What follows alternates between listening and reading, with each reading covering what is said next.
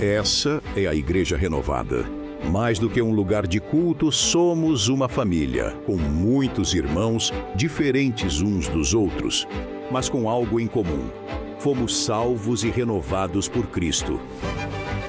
E essa verdade nos torna co-herdeiros com Ele na glória. Juntos, seguimos firmes para cumprir a grande comissão que nos foi dada: levar o Evangelho.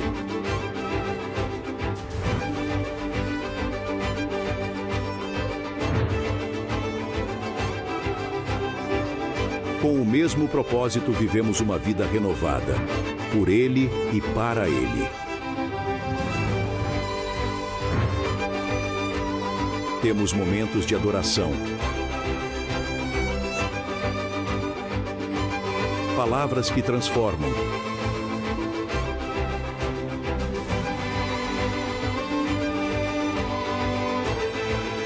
e desde cedo semeamos no coração das nossas crianças, ensinando-as a conhecer e amar a Deus para que no futuro possam construir uma sociedade mais pura e um mundo melhor.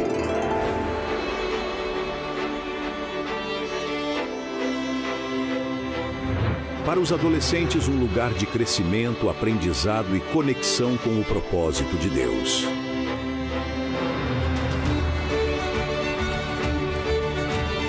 E, para os jovens, um novo momento, o início de uma grande expansão em Deus.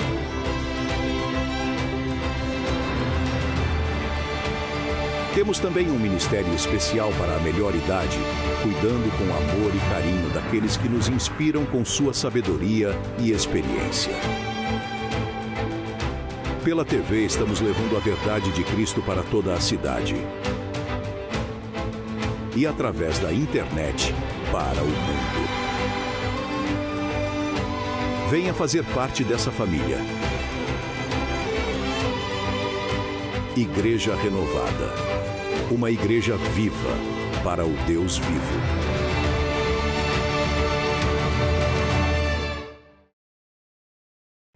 Oi, minha gente linda, que alegria estar com vocês em mais um Deus Tem o Melhor. Chegamos em junho e esse mês é especial demais. A gente vai falar de cuidado, de amor, de propósito e, claro, dos casais. Então fica com a gente até o final porque o programa está cheio de coisa boa.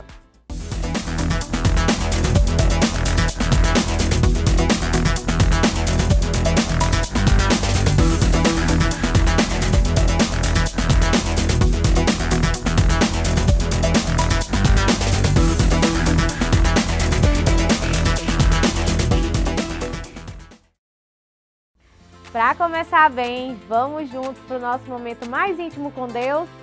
Silencia aí dentro, abre o coração e bora pro devocional.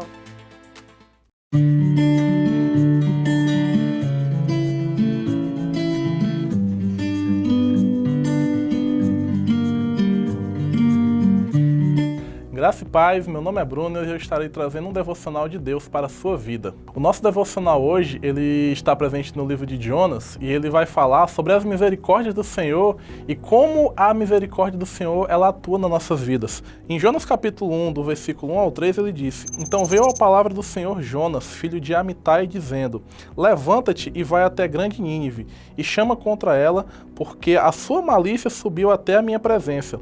Porém Jonas se levantou para fugir da presença do Senhor para Tarsis, e descendo para Jope, achou um navio para ir para Tarsis. Pegou, pois, sua passagem e desceu dentro dele para ir para Tarsis, para longe da presença do Senhor. Aqui nós vemos que Jonas ele foi instruído por Deus por uma missão para pregar para o povo de Nínive. Nínive era uma cidade grande, da qual possuía um rei que ele era conhecido por ser muito tirano. E Jonas ele se recusava a ir pregar naquele lugar. E Deus ordenou que ele fosse lá e pregasse, mas ele se recusou. Mas o plano de Deus ele era maior na vida de Jonas. Muitas das vezes nós achamos que a missão que Deus colocou na nossa vida não é pra gente. Às vezes a gente acha que aquele propósito que Deus nos colocou no nosso coração é para outra pessoa. Às vezes nós vemos incapacitados ou nós estivemos muito distante daquilo que Deus ele quer no coração. Mas nós esquecemos que se Deus colocar um propósito no nosso coração, na nossa vida, é porque tem pessoas esperando para que a profecia se cumpra. E naquela cidade haviam pessoas que estavam esperando. Elas poderiam até não saber, mas elas estavam esperando. Mas o que a gente não percebe é que o livro de Jonas, ele é um espelho. A gente começa a ler o livro e acha a história interessante, até um pouco cômica, mas quando a gente chega no final, a gente percebe que esse livro é um espelho, no qual Deus ele quer tratar o Jonas dentro de mim e dentro de você. Muitas das vezes a gente, na nossa caminhada cristã, sendo como discípulo, sendo como líder, nós vemos muitas pessoas cometerem iniquidades, muitas pessoas cometendo coisas horríveis, e Deus perdoando essas pessoas, e essas pessoas elas conseguiram alcançar o perdão. Talvez hoje você possa estar pensando aí na sua casa, no seu trabalho, onde você esteja que você está assistindo devocional, que Deus ele não tem como te perdoar, que aquilo que você cometeu, o seu pecado, ele é o maior pecado do mundo, é um pecado que não tem perdão, mas Deus hoje ele te diz, hoje ele tem renovo para sua vida, a misericórdia dele, ele quer te entregar, mas você precisa estar de coração aberto. Nós não podemos ser igual Jonas, que simplesmente querem apenas julgar, que simplesmente querem apenas ver os problemas na vida das pessoas, mas não ver a salvação. A Bíblia fala que Deus, ele condena o pecado, mas ele ama o pecador. E a partir do momento que aquele povo, aquelas pessoas abriram mão de seus pecados, Deus perdoou e Deus a salvou. Então que hoje você possa, com essa palavra, estar fazendo uma reflexão na sua vida e buscando a misericórdia do Senhor, porque o momento de nós buscarmos a misericórdia não é ontem nem amanhã, é hoje. E eu tenho certeza que Deus ele vai abençoar a sua vida, lhe perdoar pelos seus pecados se você se arrepender de coração aberto, puro e íntegro. Esse foi o devocional de hoje. Eu espero que essa palavra ela tenha trago uma chama do Senhor na sua vida e que você possa, assim como o meu devocional e vários outros devocionais que estão presentes no nosso aplicativo, nas redes sociais e no site, ser edificado pela palavra de Deus.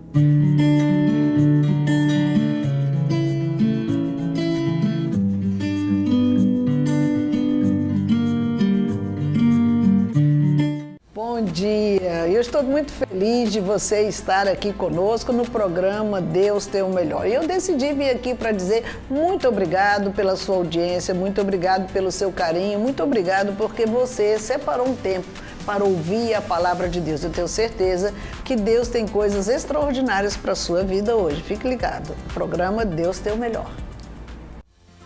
E agora é hora de ouvir quem sempre tem aquela pergunta na ponta da língua. Os jovens. Tá na hora do nosso quadro Jovem Pergunta. Confere aí.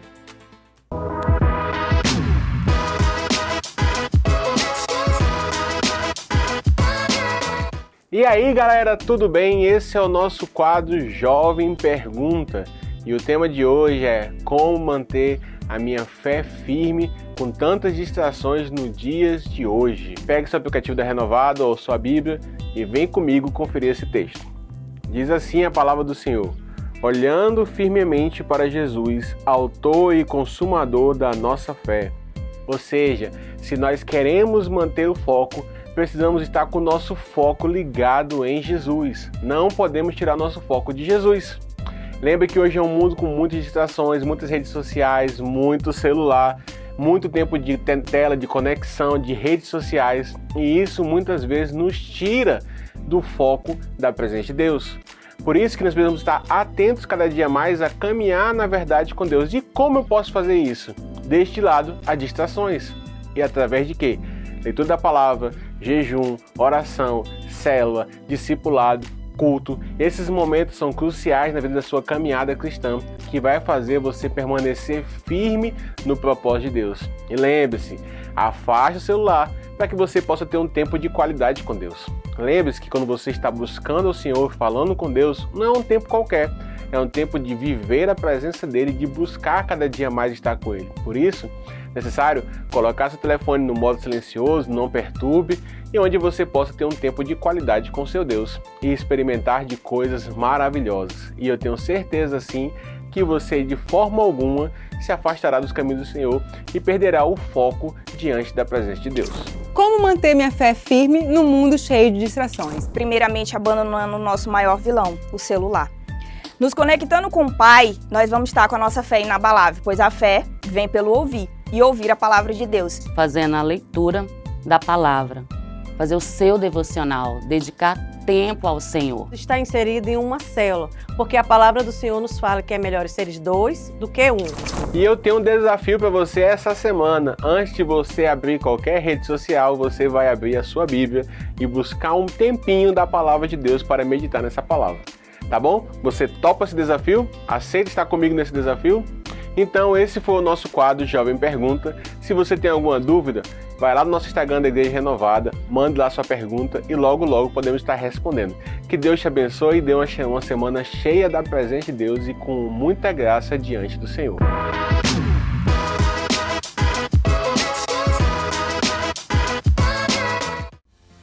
A Fundação Afife-Arão segue transformando realidades. E é lindo ver como pequenas ações geram grandes frutos. E hoje vamos conhecer uma iniciativa que está abençoando muita gente.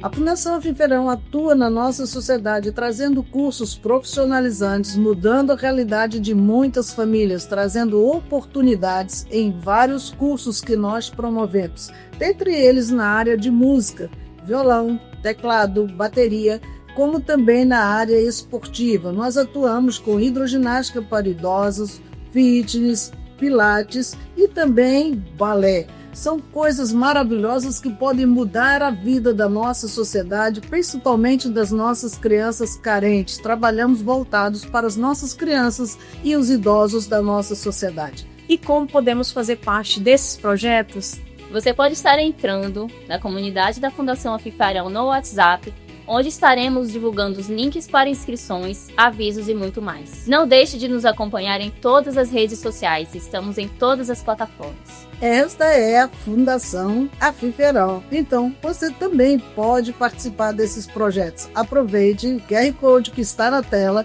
e faça a sua colaboração. Deus abençoe a sua vida. Agora é tempo de palavra, uma mensagem viva, cheia de direção para renovar a sua fé. Vamos juntos!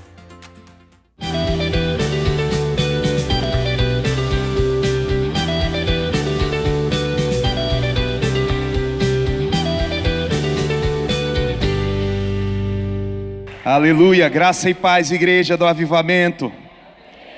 Glória a Deus. Abra a sua Bíblia lá em Esdras, capítulo 4. Dando continuidade à nossa série, o tema dessa noite, o confronto dos profetas nos chama para novos começos. Diga aleluia. Esdras 4, 23. Zorobabel junto com Jesuá, eles mobilizaram o povo para reconstruir o templo de Deus. E aí os samaritanos que moravam naquela região chegaram para ele e disseram: ei, deixa a gente construir com vocês, nós adoramos o mesmo Deus que vocês.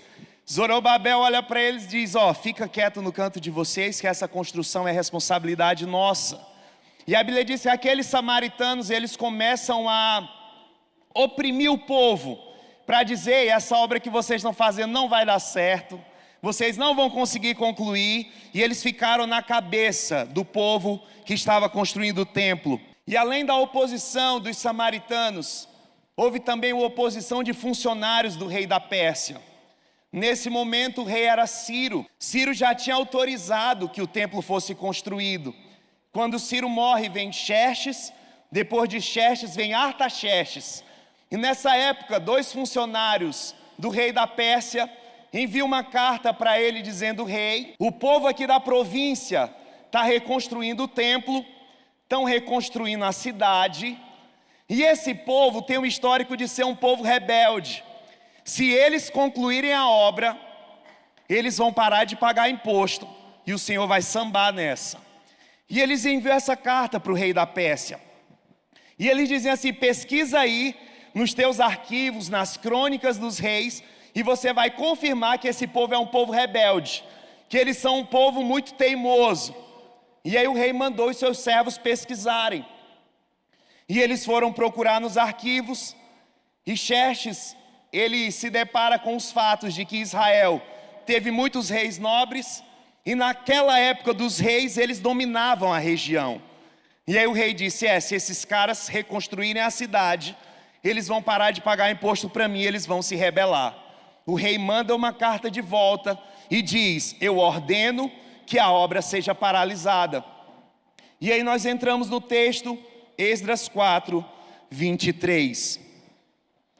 A carta chega para os servos do rei Xerxes que estavam na região. E a palavra diz assim: lida a cópia da carta do rei Artaxerxes para Reum, para o secretário Sinzai e para os seus companheiros. Eles foram depressa a Jerusalém e forçaram os judeus a parar a obra. Assim, a obra do templo de Deus em Jerusalém foi interrompida e ficou parada até o 2º ano do reinado de Dario. 14 anos o templo do Senhor ficou parado. E aí nós vamos para Esdras 5:1. Ora, o profeta Ageu e o profeta Zacarias, descendente de Ido, profetizaram aos judeus e de Jerusalém em nome do Deus de Israel que estava sobre eles. Então Zorobabel, filho de Sealtiel, e Jesuá, filho de Josadaque, começaram a reconstruir o templo de Deus em Jerusalém. E os profetas estavam com eles e os ajudavam. Diga assim: havia uma obra que estava parada. 14 anos a construção do templo do Senhor ficou parado. Até o dia, diga até o dia, que Deus levantou seus profetas. A construção do templo foi interrompida pela oposição dos samaritanos e por um decreto do rei Artaxerxes: parem a obra e só retomem quando eu mandar. Artaxerxes morre, entra Dario, e no 2º ano do reinado de Dario, e aí nós vamos lá para o livro do profeta Ageu. Ageu capítulo 1, versículo 1, a obra estava parada, Xerxes já não estava mais no poder. Ageu capítulo 1, verso 1 diz assim: no 1º dia do 6º mês, do 2º ano do reinado de Dario, a palavra do Senhor veio por meio do profeta Ageu ao governador de Judá, Zorobabel, filho de Sealtiel, e ao sumo sacerdote Josué, filho de Josadaque, dizendo... Queridos, o tema dessa noite é o confronto dos profetas nos chama para novos começos. Quando a obra de Deus na nossa vida está parada, Deus ele envia para nós uma palavra profética. Quando aquilo que Deus começou a fazer em nós é paralisado, Deus em sua misericórdia ele envia na nossa direção uma palavra profética. A obra estava paralisada e a Bíblia diz: no 2º ano do reinado de Dario, no 1º dia do 6º mês, a palavra do Senhor veio ao profeta Ageu. Toda a obra parada, quando Deus ele quer movê-la de novo, ele libera uma palavra profética. E aí nós entramos no primeiro ponto dessa palavra. A palavra profética, quando ela vem, ela quebra os nossos argumentos. Ageu capítulo 1, verso 2 diz assim: assim diz o Senhor dos Exércitos, este povo afirma, ainda não chegou o tempo de reconstruir a casa de Deus. O povo parou a obra, porque o que eles tinham em mente? Ainda não é o tempo de construir a casa do Senhor. Eles já tinham começado o negócio. A obra estava paralisada. E o que eles tinham em mente? Eu acho que ainda não é o tempo. Eles tinham um argumento na mente deles. E a primeira coisa que Deus confronta é: por que vocês estão pensando isso? Quem disse que não é tempo de reconstruir a minha casa? Quando a palavra profética vem, a primeira coisa que ela quebra são os nossos argumentos. Deus chama Moisés ali, perto do Monte Sinai, o que Moisés diz? Senhor, eu sou gago. Deus chama Jeremias, Jeremias diz: Senhor, eu sou apenas um garoto. Nós sempre temos um argumento. E a primeira coisa que Deus faz é quebrar os nossos argumentos. Ah, eu não sou capaz. Eu acho que não é para mim, é para o irmão do meu lado. Eu não sei se é a minha vez. Você é o escolhido desse tempo e dessa hora. Você é quem tem o chamado na reconstrução do Senhor nesse tempo.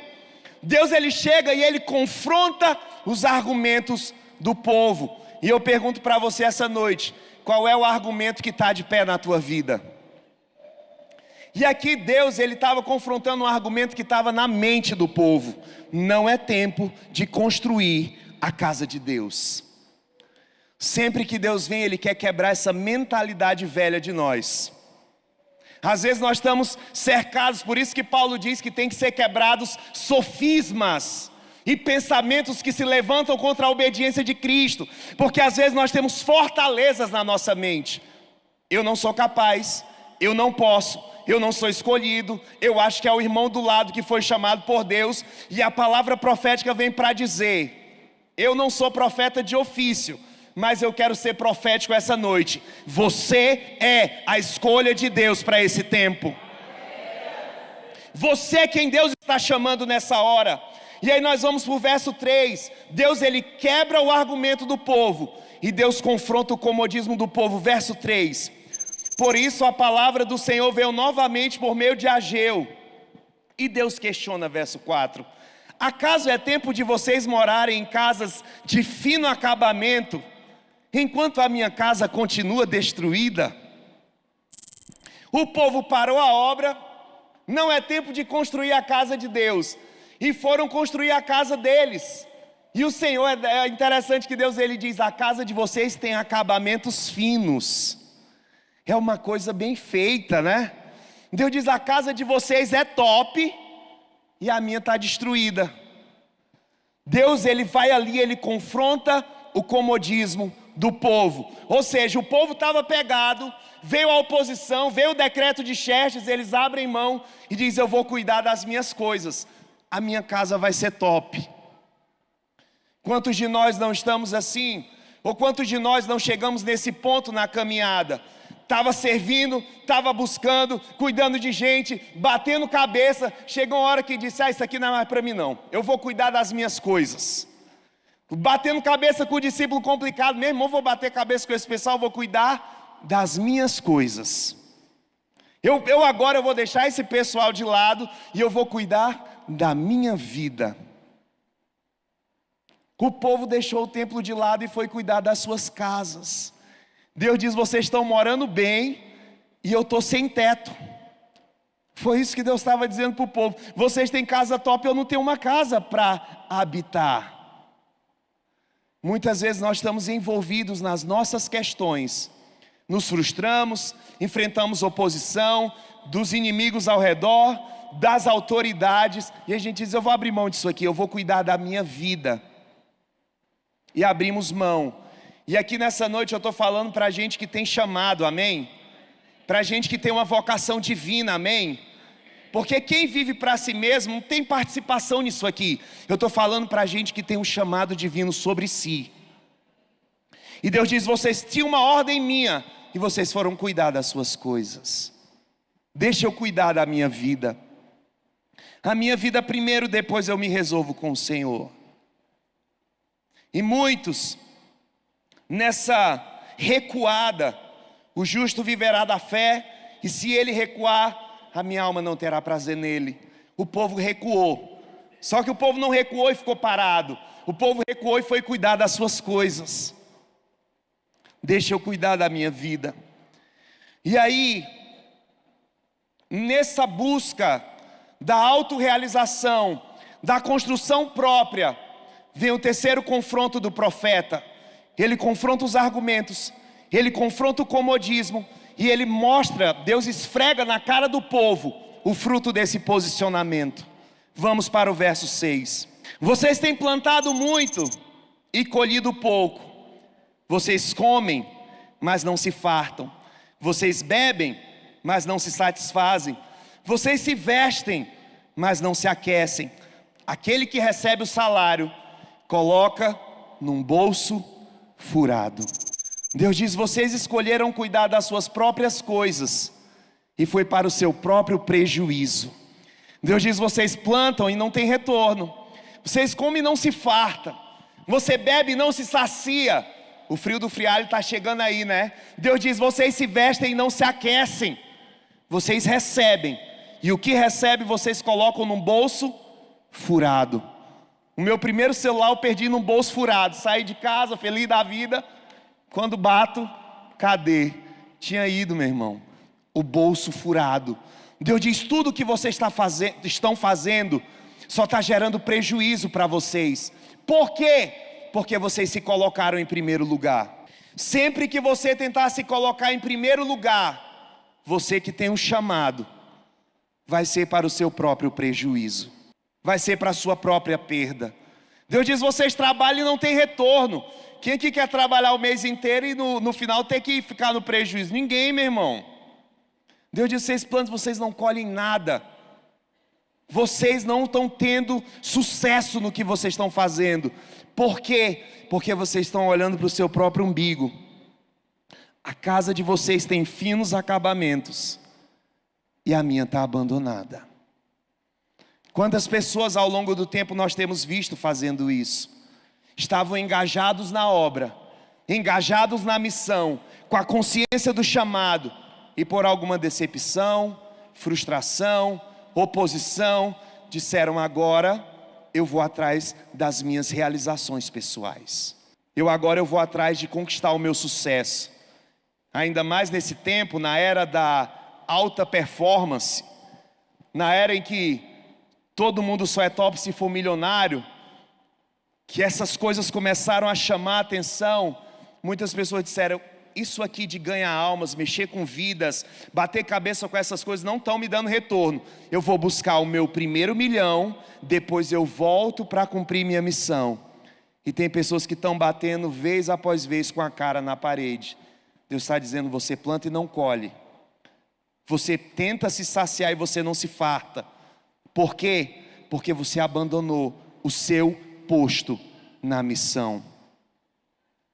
Quando eu me volto para as minhas coisas e deixo a obra de Deus, eu dou de cara com o prejuízo.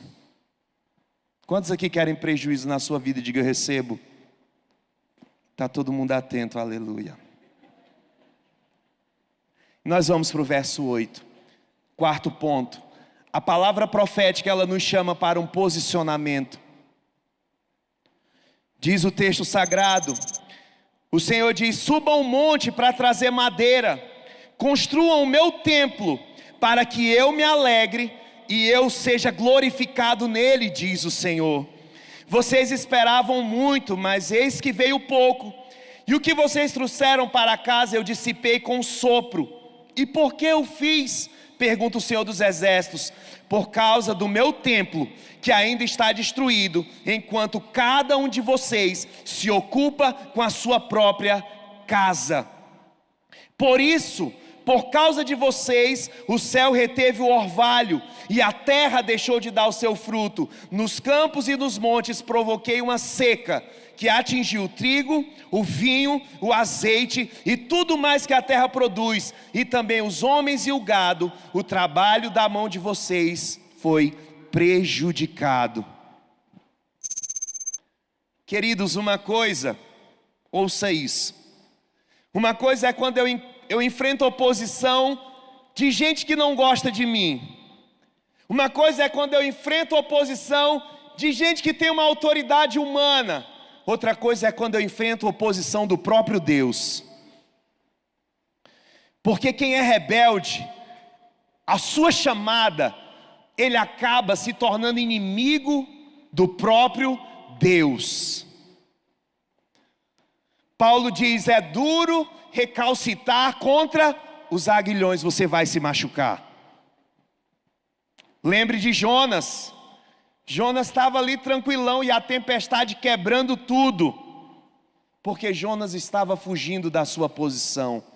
Uma coisa é quando quem não gosta de mim não vai com a minha cara. Outra coisa é quando o próprio Deus se volta contra mim. Isso acontece com quem se opõe à sua posição no chamado. Deus diz: eu cerrei o céu para não dar orvalho. A gente sabe, se não tiver água, a colheita não brota. Deus diz: eu fiz com que a semente do campo não produzisse. Por que eu fiz isso? Deus ainda pergunta: por que eu fiz isso? Porque vocês abandonaram o meu templo e foram construir as casas de vocês.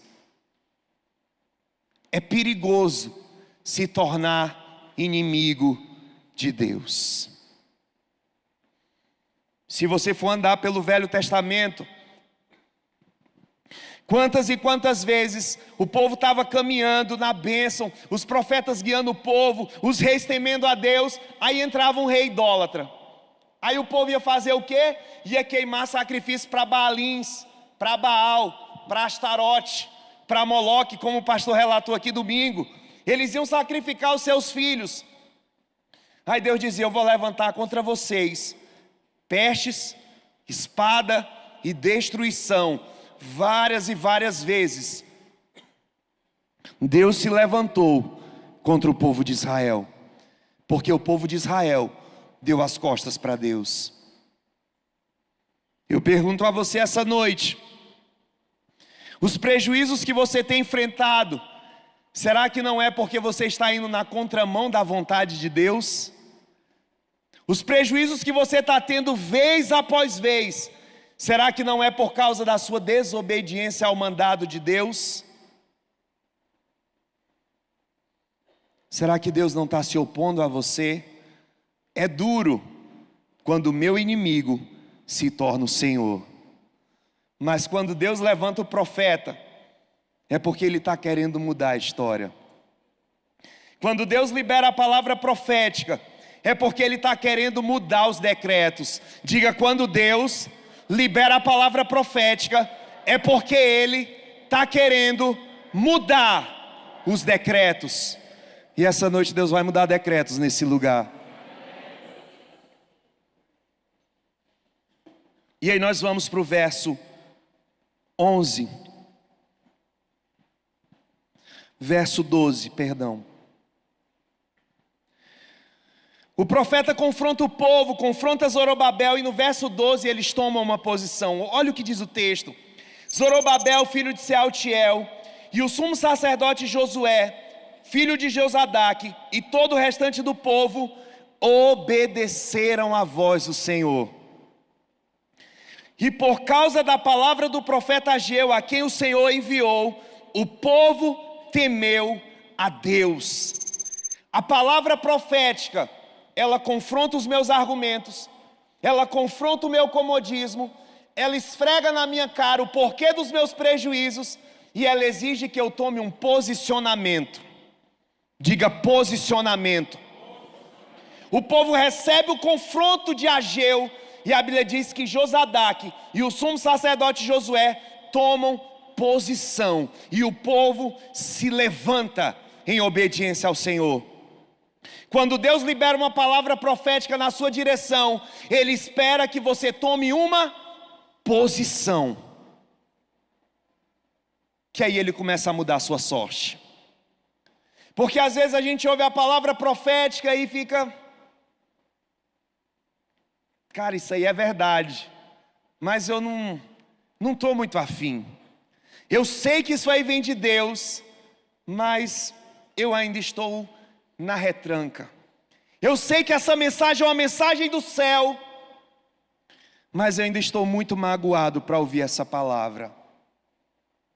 A Bíblia diz que quando Zorobabel ouve a palavra, ele toma uma posição. Cutuca quem está do teu lado, olha no olho dele e diz: tome uma posição. A palavra vem e eles se levantam, e a Bíblia diz que se levantam os líderes, se levanta o povo, e eles temem ao Senhor. Ou seja, eles recebem a palavra profética e eles dizem: essa palavra é de Deus, e eu vou retê-la. Eu vou receber essa palavra como vinda da parte de Deus. E essa noite eu trago uma palavra da parte de Deus para você, amém? E o povo se levanta, e o povo diz: nós vamos reconstruir o templo. Verso 13. Então Ageu, o mensageiro do Senhor, trouxe outra mensagem: eu estou com vocês, declara o Senhor. Eu estou com vocês, diz o Senhor. Assim o Senhor encorajou o governador de Judá e o sumo sacerdote e todo o restante do povo, e eles começaram a trabalhar no templo do Senhor dos Exércitos. Deus convoca o povo e Ele dá uma garantia: eu estou com vocês. Essa é a garantia que nós precisamos. Um dia Jesus, Ele nos deu uma missão: ide por todo mundo, pregai o Evangelho, façam discípulos, batizem eles no nome do Pai, do Filho e do Espírito Santo. E eu vou estar com vocês todos os dias, até a consumação dos séculos. Lauro, na missão, o que é que eu preciso? Você só precisa da garantia da presença de Deus com você. Um dia Deus chegou para Moisés e diz: Moisés, eu estou chateado com esse povo. Vai você e eles, e eu vou enviar um anjo. Moisés disse: Senhor, se a tua presença não for comigo, eu não movo um pé daqui. Eu só for se o Senhor for comigo. Lauro, o que é que eu preciso? A garantia da presença. E Deus já disse: eu estou com você. E o povo recebe essa palavra.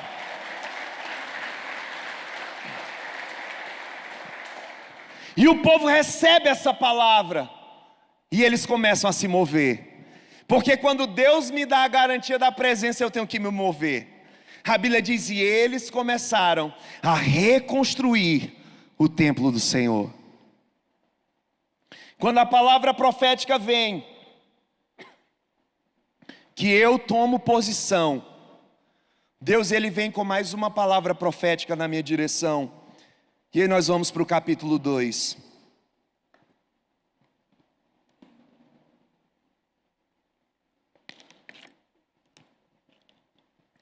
No 21º dia do 7º mês, veio a palavra do Senhor por meio do profeta Ageu. Ou seja, Deus estava falando de novo, e de novo, e de novo, amém? Nessa série, Deus está falando com você, semana após semana, após semana, amém? E aí a Bíblia diz: e veio a palavra do Senhor, verso 2, pergunte o seguinte a Zorobabel, governador de Judá, filho de Sealtiel, e ao sumo sacerdote Josué, filho de Josadá, que é o restante do povo: quem de vocês viu esse templo em seu primeiro esplendor? Comparado a ele, não é como nada o que vocês veem agora. Verso 9, perdão.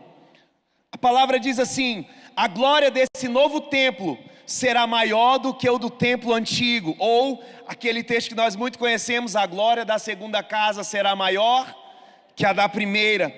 E o Senhor diz assim: e nesse lugar eu estabelecerei a paz, declara o Senhor dos Exércitos. O povo começa a reconstruir o templo de Deus. E Deus diz: quem de vocês conheceu o primeiro templo? Deus leva o povo a lembrar do primeiro templo, o templo de Salomão. Queridos, esse segundo templo que foi construído, ele em nada se comparou à glória e o esplendor do primeiro templo. Primeiro templo foi construído com a nata da matéria-prima que tinha na época. Aqui no texto que nós lemos anteriormente, Deus diz: subam nos montes, tragam madeira para reconstruir. O templo de Salomão foi construído com prata e ouro. Era uma coisa linda.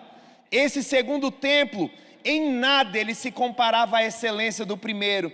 E Deus diz: quem de vocês viu a glória do primeiro templo?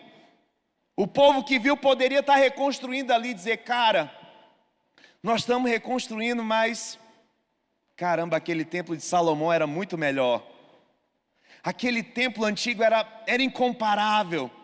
Tem gente que fica no eterno saudosismo, né? Ah, como foi bom lá atrás. Ah, ali no começo, como era maravilhoso. E Deus diz: eu digo a vocês que a glória desta segunda casa será maior do que a da primeira. Porque no primeiro templo, quem pisou foi Salomão. No segundo templo, quem pisou foi o Deus encarnado, Jesus de Nazaré. Jesus diz: está aqui quem é maior que Salomão. O primeiro templo recebeu o rei. O segundo templo recebeu o rei dos reis. A glória desse segundo templo foi incomparável ao primeiro. Nosso Senhor pisou nesse segundo templo construído por Zorobabel. E o Senhor disse: ali eu estabelecerei a minha paz. O príncipe da paz pisou naquele lugar.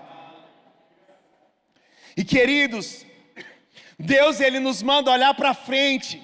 Ele nos faz lembrar do passado. Uau, foi glorioso. Mas Deus diz: o que eu tenho para fazer com vocês, vocês não têm ideia. Então vamos largar o saudosismo, porque o vinho novo é melhor, amém? Eu creio no que Deus tem para fazer nas nossas vidas, nas próximas estações que virão, nas próximas temporadas que virão. Deus nos levará a dias de glória e de poder na sua presença. O que nós vivemos não se compara ao que está diante de nós. A glória desta segunda casa será maior do que a da primeira. Eu creio com o meu coração. Eu creio com o meu coração. Eu lembro que ano passado, eu sonhei que eu entrava aqui no templo, que estava tendo um mover de Deus aqui. E aí tinha algum jovem caído ali no começo ali. E aí eu ia passar por cima dele, o meu dedo triscava e eu já caía cheio do Espírito Santo na hora. Nós vamos viver isso aqui nesse lugar. Uma atmosfera de glória e da presença de Deus. O povo estava reconstruindo. Eles poderiam dizer, caraca, o templo de Salomão era muito mais top que esse. Deus diz, a glória da segunda casa vai ser maior que a da primeira. Eu creio nisso, meu irmão. Eu creio nisso. Nós temos promessas de Deus para nós. Nós temos promessas de Deus para nós. É um tempo em que Deus ele vai levantar os seus profetas. É um tempo em que Deus vai levantar os seus evangelistas com poder. É o tempo em que Deus vai levantar os seus mestres, sábios em excelência. É o tempo em que Deus vai levantar novos apóstolos. Eu creio nisso nesse lugar. Nós temos promessas de Deus. E a palavra profética, ela tem que ser levada em consideração. A palavra de Deus, ela vem por meio de Ageu no 6º mês, no 7º mês, e aí no 8º mês a palavra de Deus, ela vem através do profeta Zacarias. Tinham 2 profetas naquele lugar, e Deus ele vai levantar profetas nesse lugar, eu creio. Vozes proféticas nesse lugar. Se Deus já estava falando por Ageu, por que ele só não continuou? No 8º mês, a Bíblia diz, a palavra do Senhor veio a Zacarias. A palavra do Senhor vai pegar os profetas desse lugar, eu creio. Vamos para Zacarias, Zacarias capítulo 1. É o próximo livro, para quem possa querer se perder aí. No 8º mês, do 2º ano do reinado de Dario, ou seja, 2 meses depois da primeira palavra, quando Deus confrontou o povo, que o povo tomou posição, começou a reconstruir o templo, veio a palavra agora por Zacarias, e a palavra diz assim, verso 2, o Senhor usa o profeta para dizer, o Senhor muito se irou contra os seus antepassados, por isso diga ao povo, assim diz o Senhor dos Exércitos, voltem para mim e eu me voltarei para vocês, diz o Senhor dos Exércitos. Não sejam como seus antepassados, aos quais os antigos profetas proclamaram, assim diz o Senhor dos Exércitos, deixem os seus caminhos e as suas obras más, mas eles não me ouviram nem me deram atenção, diz o Senhor. Onde estão agora os seus antepassados? E os profetas, por acaso eles vivem para sempre? Mas as minhas palavras e os meus decretos, que eu ordenei aos meus servos, os profetas, alcançaram seus antepassados e os levaram a se converter e a dizer, o Senhor dos Exércitos fez conosco o que os nossos caminhos e práticas mereciam, conforme nos prometeu. O povo já tinha tomado posição. O povo já tinha retomado a obra, mas 2 meses depois, Deus levanta o profeta Zacarias e ele convoca o povo ao arrependimento. Diga arrependimento. Se o povo já estava engajado na obra, para que Deus levanta Zacarias para convocar o povo para se arrepender? Porque muitas vezes nós estamos no ativismo, mas nós estamos no ativismo e em pecado. Eu não falto culto, mas o que está escondido aí na tua vida? Eu estou ativo aqui, eu estou servindo. Você está engajado na obra, mas qual é o teu engajamento pela santidade? Porque tem gente que ele consegue estar 7 dias na semana na igreja e não ter nenhum relacionamento com Deus. O povo estava engajado, a obra estava em andamento, e Deus levanta outro profeta e diz, ei, eu estou aqui para convocar vocês para se arrependerem. Porque às vezes eu estou envolvido com a obra na mesma passada que eu estou envolvido com o pecado. E Deus, Ele não nos quer só ativistas de igreja.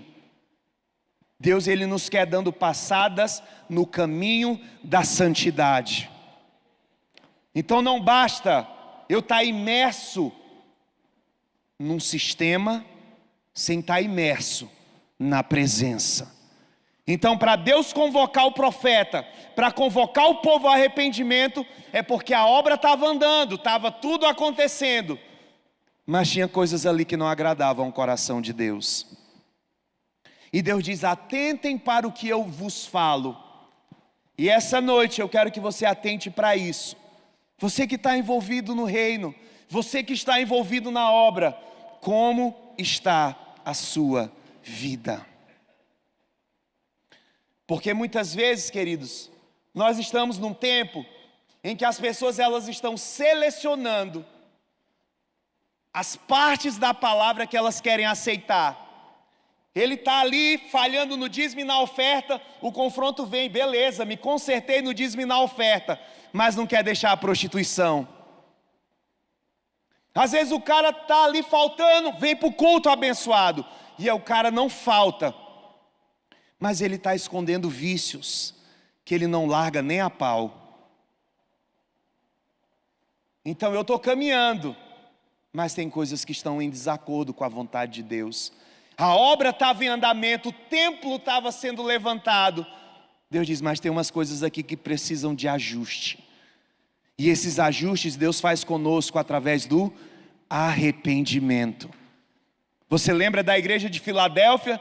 Deus diz: eu sei da tua perseverança, eu sei do teu zelo, eu sei da tua firmeza, mas tenho contra ti que você abandonou o primeiro amor. Volta ao primeiro amor. Deus começa elogiando a igreja de Filadélfia e diz: mas tem uma coisa que está faltando aí.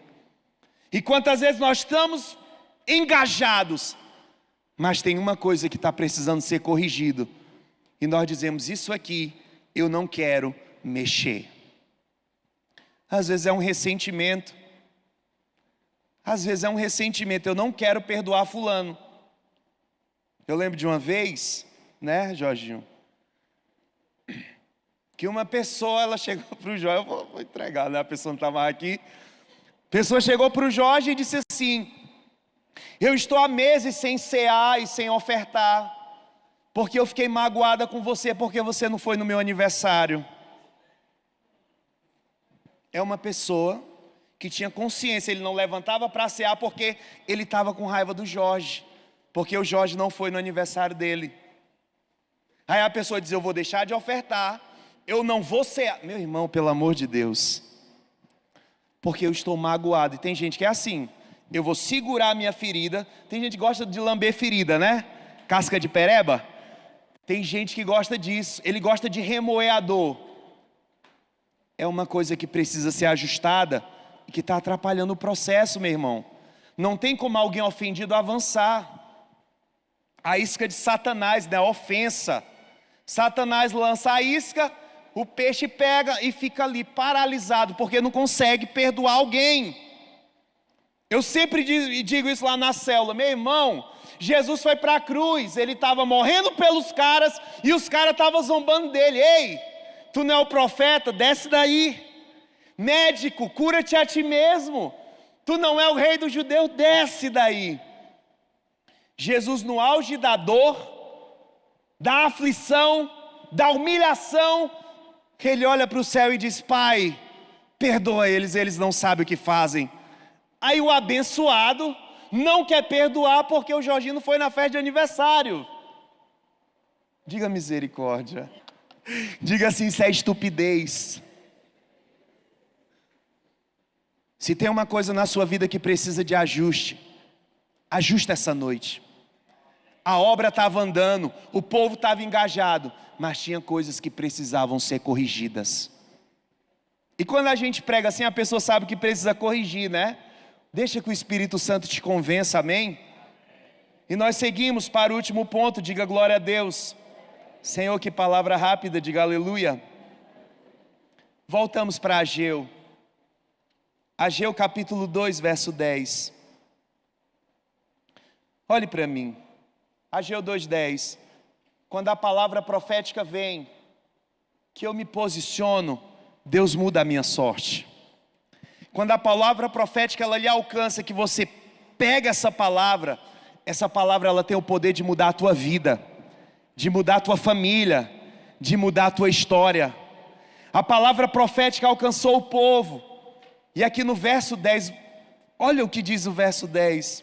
No 24º dia do 9º mês, ou seja, Zacarias chamou o povo ao arrependimento no mês 8. Essa palavra vem no mês 9, olha o que diz o texto. Veio a palavra do Senhor a Ageu, verso 11. Agora prestem atenção, Deus dizendo, de hoje em diante reconsiderem. Em que condições vocês viviam antes que se colocasse pedra sobre pedra no templo do Senhor? Quando alguém chegava a um monte de trigo procurando 20 medidas, só havia 10. Quando alguém ia ao depósito de vinho para tirar 50, só encontrava 20. O Senhor diz no verso 17, eu destruí todo o trabalho das mãos de vocês. Nosso Deus é poderoso. Eu destruí o trabalho da mão de vocês com mofo, com ferrugem e com granizo, mas vocês não se voltaram para mim, declara o Senhor. Verso 18, Deus dizendo, a partir de hoje, diga a partir de hoje, 24º dia do 9º mês, Deus fala, Deus dá datas no calendário. Hoje 27 de maio, talvez seja a data que Deus está dizendo, anote essa data no seu calendário. Esse é o dia que eu vou estabelecer algo novo na tua história. Deus faz o povo atentar para o calendário e Ele diz, a partir de hoje, 24º dia do 9º mês, atentem para o dia que os fundamentos do templo foram lançados. Reconsiderem, diz o Senhor, ainda há alguma semente no celeiro? Nossa líder estava falando sobre celeiro agora há pouco. Até hoje a videira, a figueira, a romeira e a oliveira não têm dado fruto. As coisas não estão andando. Mas Deus diz, mas de hoje em diante eu abençoarei vocês. Mas de hoje em diante eu abençoarei vocês. Pule comigo para Zacarias 8. Zacarias 8, verso 9 a 13. Assim diz o Senhor dos Exércitos, vocês que estão ouvindo hoje estas palavras, isso é para você, que já foram proferidas pelos profetas quando foram lançados os alicerces, a mesma palavra que Ageu liberou, do templo do Senhor, fortaleçam as mãos para que o templo seja construído, pois antes daquele tempo não havia salário para os homens nem para os animais, ninguém podia tratar dos seus negócios com segurança por causa dos seus adversários, porque eu tinha posto cada um contra o seu próximo, mas agora não mais tratarei com o remanescente desse povo, como fiz no passado, diz o Senhor dos Exércitos. Verso 12, e já recebe no teu espírito. Haverá uma rica semeadura, a videira dará o seu fruto, a terra produzirá as suas colheitas, e o céu derramará o seu orvalho, e darei todas estas coisas como herança ao remanescente do meu povo. Assim como vocês foram uma maldição para as nações, ó Judá e Israel, também os salvarei e vocês serão uma bênção. Não tenham medo, antes sejam fortes. Queridos, Deus ele não só quer nos abençoar, Deus quer fazer de nós uma bênção. As pessoas vão olhar para você e vão dizer, fulano é abençoado. E fulano é uma bênção na minha vida. As pessoas vão olhar na sua vida, elas vão ver a bênção de Deus. E você vai ser a própria bênção ambulante. Lá e vai a bênção de Deus caminhando. Meu Deus, aquele cara, ele me abençoa. Quando aquela pessoa se aproxima, eu sou abençoado. Deus diz, Judá e Israel, vocês foram uma maldição, mas eu farei de vocês uma bênção. Nós recebemos da mesma bênção do nosso pai Abraão. Deus diz, eu farei de ti uma bênção, e em ti serão benditas todas as famílias da terra.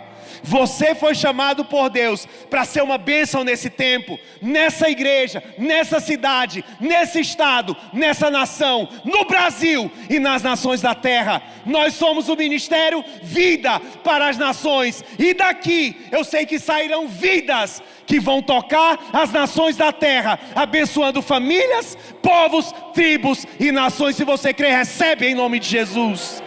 Aleluia! Quando a palavra profética vem, as estações são mudadas.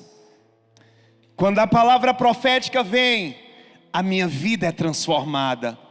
Quando a palavra profética vem, a maldição se converte em bênção. Eu declaro maldições se convertendo em bênçãos nessa noite, em nome de Jesus.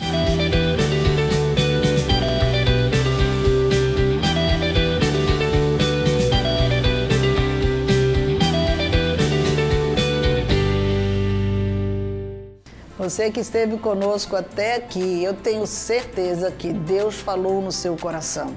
Deus não prenderia até aqui por nada. Algo Ele quis falar e deixar gravado no seu coração.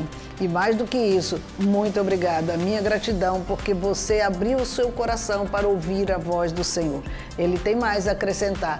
Visite-nos na Igreja Renovada, na Rua Jaguarira, aqui na Isaura Parente, porque Ele tem mais para entregar ao seu coração. Deus tem sempre o melhor para você.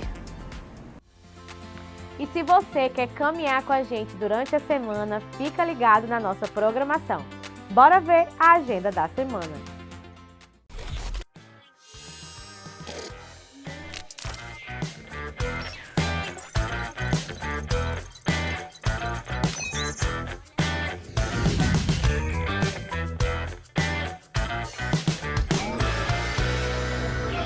De terça a sábado, às 5 da manhã, nós temos o culto da madrugada. Comece o dia conectado com Deus. Às 19 horas, na terça-feira, nós temos a série no livro de Esdras. E na quinta-feira é o momento da célula nos lares. E no sábado, nós temos a rede de crianças às 15 horas e a rede de jovens às 19 horas no tempo principal e no tempo anexo. No domingo, às 8 horas, nós temos o melhor culto. Às 8h30, a Escola Bíblica Dominical. Às 10 horas, nós temos rede de adolescentes. E às 10 e às 18 horas, nós temos nosso culto de celebração.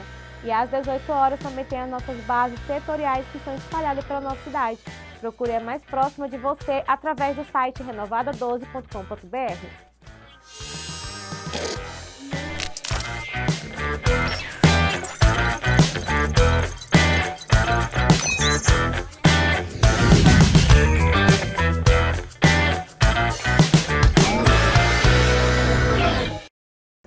E agora eu tenho um recado especial para os casais. No dia 13 de junho acontece o nosso jantar de casais. Vai ser uma noite linda de comunhão, risadas e crescimento no amor segundo a vontade de Deus. Não fica de fora, viu? Garanta já a sua vaga.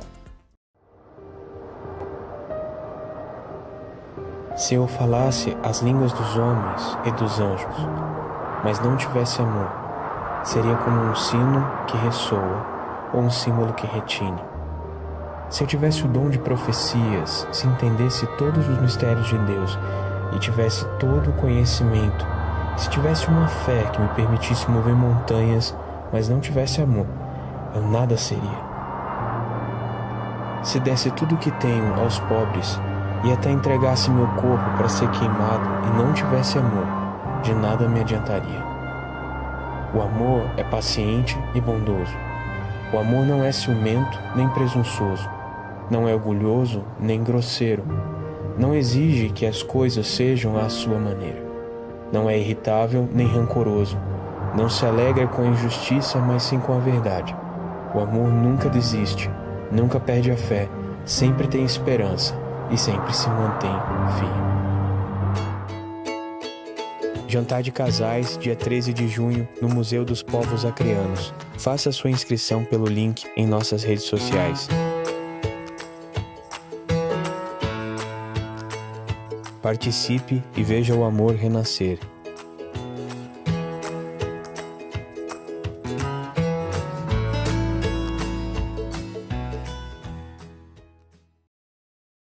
Que programa maravilhoso! Mais um domingo de palavra, direção e cuidado de Deus com a gente. Se quiser rever, tem reprise na quarta-feira, às 9 horas da manhã ou a qualquer momento no nosso canal do YouTube. Um abraço e até o próximo Deus tem o melhor. Fica firme porque Deus tem o melhor para você sempre.